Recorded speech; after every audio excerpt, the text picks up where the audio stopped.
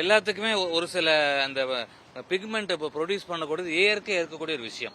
இப்போ நீங்கள் நவ்வா பழம் பார்த்தீங்கன்னா நவ்வா பழத்தை சட்டையில் பட்டோம்னா அந்த கரை படும். அதில் ஏதோ ஒரு பிக்மெண்ட் சாயம் இருக்கிறது. அப்போ அந்த மாதிரி இதில் வந்து சிவப்பு கலராக ஒரு கலர் இருக்கிறது. அப்போ இது வந்து லைகோபின் அப்படின்ற ஒரு கெமிக்கல், ஆந்தசைனின்னு சொல்லுவாங்க. இதை வந்து இதுவே வந்து உற்பத்தி பண்ணுது. இந்த பழமானது உற்பத்தி பண்ணிக்கிறது இந்த செடி. அப்போ வந்து இது ஒரு ரோஸ் கலராக இருக்குது. இன்னும் கூடுதலான பிக்மெண்ட் இருந்தா, ஒருத்தர் ரொம்ப வெள்ளையா இருப்பாரு, ஒருத்தர் மாநிறமா இருப்பாரு. அந்த மாதிரி கூடுதலா பிக்மெண்ட் ப்ரொடியூஸ் ஆகுது அப்படின்னா அது என்ன டார்க் ரெட்டா இருக்கும். அப்ப பொதுமக்கள் இந்த இன்டர்வியூ பாக்குறவங்க நீங்க தர்பூசணி சிவப்பா இருந்தோம்னா பயப்பட வேண்டியதில்லை. எல்லா பழத்திலையும் வந்து உங்களுக்கு வந்து அதுல சாயம் பூசி இருப்பாங்க, சாயத்தை ஏற்றிருப்பாங்க, நீங்க தவறா நினைச்சுக்கிற வேண்டாம். அதனால வந்து இது என்ன நாட்டை நடக்குது, அடல்ட்ரேஷன் நடந்துகிட்டு இருக்கு. அது இங்க ஒண்ணு அங்க ஒண்ணுமா நடந்துகிட்டு இருக்கும். 100% எதை பார்த்தாலுமே சந்தேக கண்ணோட பார்க்க வேண்டாம். அது குறிப்பிட்ட இந்த அதிகாரியோட சர்வே அவர் இன்டர்வியூக்கு பிறகு அப்படி ஒரு கருத்து வந்துருச்சு. அதை வந்து மக்கள் மாத்திக்கிறணும் அப்படின்றது. அதனால இன்னைக்கு வந்து விவசாயிகளுக்கு ஒரு நம்ம தான் பக்கபலமா இருக்கணும்.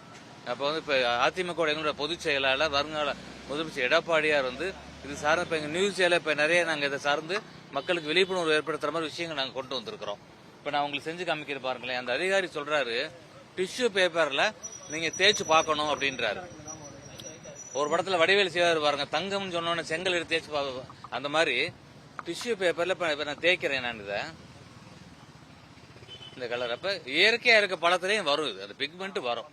அதனால இது வந்து ஃபுல் ப்ரூஃபான டெஸ்ட் கிடையாது. இது ஒரு டெஸ்ட் தடவி பார்த்துட்டு இதுல சாயம் இருக்கு, நம்ம வந்து இதை ரிஜெக்ட் பண்ண வேண்டிய அவசியம் கிடையாது. அதைத்தான் நான் மக்களுக்கு தெளிவுபடுத்த விரும்புகிறேன்.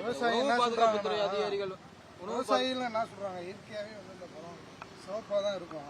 பெரிய பெரிய குளிர்சாதன நிறுவனங்கள்லாம் இதை திட்டமிட்டு சரி செஞ்சு ஒழிக்கிறதுக்காண்டி இந்த வேலையை செய்யறாங்கன்னு சொல்லி ஒரு விவசாயி வந்து குற்றச்சாட்டு வைக்கிறாரு. நிச்சயமா இதுக்கு வாய்ப்பு 100% வாய்ப்பு இருக்கிறது.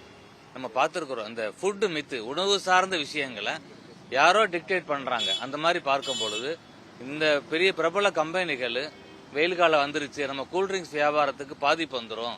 அப்போ இயற்கை எல்லாரும் தர்பூசணி தான் இப்போ பெரும்பாலும் மக்கள் நம்ம சாலை ஓரங்களில் பார்க்குறோம் எடுத்துக்கிறதுக்கு. இப்போ இந்த கடையை எடுத்துக்கிட்டிங்கன்னா எனக்கு தெரிஞ்சு 25 வருஷமா இங்கே இருக்கு அந்த கடை. நாங்கள் தாண்டி போகையில இங்கே தான் நாங்கள் இறக்குறோம், ஃப்ரூட்ஸ் வாங்குறோம். அப்போ எனக்கு வந்து பரிச்சயமான ஒரு வியாபாரி அவர். அப்போ அவர் வந்து என்னை ஏமாற்ற போகிறது கிடையாது. அதனால நான் கடையில் நம்பி வாங்குறேன். அதனால மக்களும் பயப்பட வேண்டாம்ன்றது என்னோட ஒரு கருத்து இதில்.